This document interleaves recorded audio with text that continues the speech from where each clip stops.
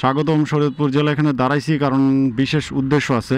শরীয়তপুর জেলা আমার 50তম জেলা, তার মানে অর্ধশত হিসাবে 64 জেলা ঘুরবো, বাট অর্ধশত 50তম জেলা হলো আমার শরীয়তপুর। সো